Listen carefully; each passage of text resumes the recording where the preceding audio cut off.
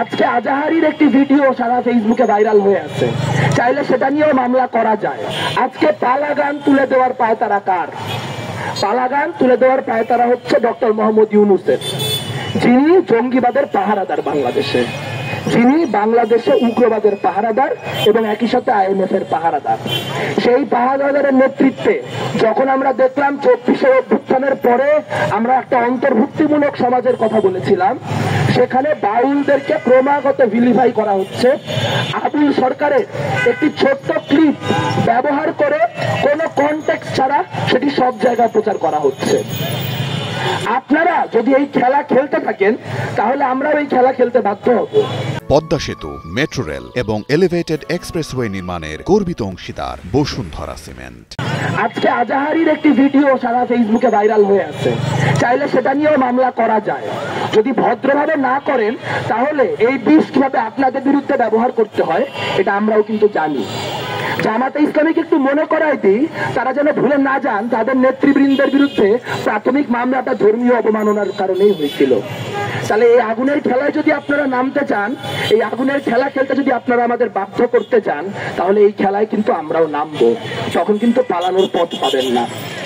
একটা কথা স্পষ্ট করে বলা দরকার, আপনারা ইতিমধ্যে জানেন খুলনায় আজকে গণতান্ত্রিক ছাত্র জোটের যে মিছিল, সেই মিছিলে ছাত্র শিবিরের সন্ত্রাসীরা, আপ বাংলাদেশের সন্ত্রাসীরা, তারা এনসিপির সন্ত্রাসীরা তারা আক্রমণ করেছে এবং তাদেরকে শনাক্ত করা গেছে। আমরা এমন একটা মুহূর্তে দাঁড়িয়ে আছি যেখানে যারা গণতান্ত্রিক শক্তি তারাও সাহস করে নিজেদের কথা বলতে পারছে না, আতঙ্কে ভুগছে।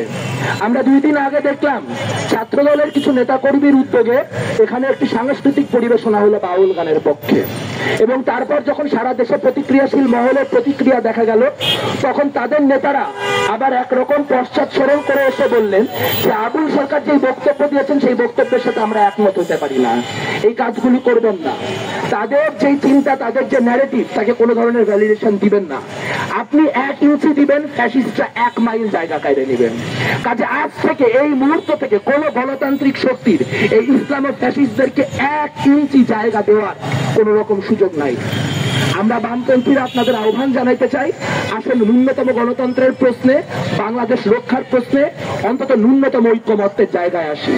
কারণ আজ যখন আমরা এখানে এই বক্তব্য দিচ্ছি, তখন আবুল সরকারের বিরুদ্ধে যা করা হয়েছে তার একটি বড় কারণ হচ্ছে তিনি লোকাল যে বিএনপির নেত্রী তার পক্ষে ভোট চেয়েছিলেন, কিন্তু বিএনপি তার পক্ষে দাঁড়াতে পারে নাই দেখে বিএনপির যিনি ঢাকার একজন প্রার্থী তুলি, যার ভাই কিনা গুম হয়েছিলেন এবং যিনি কিনা অসম সাহসিকতার সাথে গত 8-10 বছর অ্যাক্টিভিজম করেছেন, তার বিরুদ্ধে আজকে ধর্ম অবমাননার মামলা দেওয়া হয়েছে। যখন আমরা আজকে কথা বলছি তখন ফেসবুক মারফত জানতে পারলাম গণতান্ত্রিক কি বলে এটিকে জাতীয় নাগরিক পার্টির একজন নেতা, যিনি এককালে একজন শ্রমিক সংগঠক ছিলেন, আমাদের কমরেড ছিলেন, আরমান হোসাইনের বাড়িতে আজকে যাওয়া হয়েছে এবং তাদেরকে নাস্তিক বলে উৎখাত করার কথা বলা হয়েছে। প্রসঙ্গত উল্লেখ্য, আরমান হোসাইনের পিতা একজন ইমাম। তাহলে আজকে ব্যাপারটি তো আসলে বাউল দিয়ে শুরু হবে, কিন্তু বাউল দিয়ে শেষ হবে না। ব্যাপারটি বাউল দিয়ে শুরু হবে, ব্যাপারটি তুলি হয়ে, আরমান হোসেন হয়ে একদম আফগানিস্তান হওয়া পর্যন্ত চলবে। কাজেই আপনাদের যদি বাংলাদেশের গণতন্ত্রের প্রতি ন্যূনতম ভালোবাসা থাকে, বাংলাদেশকে যদি আপনারা একটা ইসলামো ফ্যাসিস্ট রাষ্ট্র হিসেবে না দেখতে চান, তাহলে আবুল সরকারের প্রতি আপনাদের কি অনুভূতি সেই সব ভুলে যায় নাগরিক অধিকারের পক্ষে দাঁড়ান। আজ সেই ধর্মীয় ফ্যাসিবাদ মাথা চারা দিয়ে উঠেছে, তা ভয়াবহ আকৃতি ধারণ করেছে। খুলনায় যারা আজকে আক্রমণ করেছে তারা আক্রমণ করেই ক্ষান্ত হয়নি, তারা আক্রমণ করার পরে তার ভিডিও আবার নিজেরাই প্রকাশ করেছে, তারা নিজেরাই ছড়িয়েছে। এ থেকে বোঝা যায় তারা কতটা উদ্ধত, কতটা কনফিডেন্ট হয়ে উঠেছে।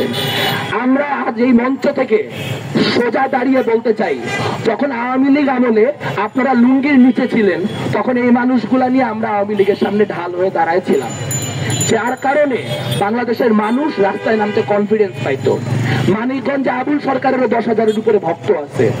আজ আমরা এই মাটিতে দাঁড়ায় থাকলে, আমরা মাথা নত না করলে, আমরা আক্রান্ত হওয়ার পরে মিছিলে ফিরে আসলে, আমরা মিছিলে আবার আক্রান্ত হলে, আমরা যদি এই লড়াই চালিয়ে যাই, তারা মাঠে নামার সাহস পাবে। মনে রাখতে হবে, ফ্যাসিস্টরা আমাদেরকে ভয় দেখানোর মধ্য দিয়ে দমন করতে চায়।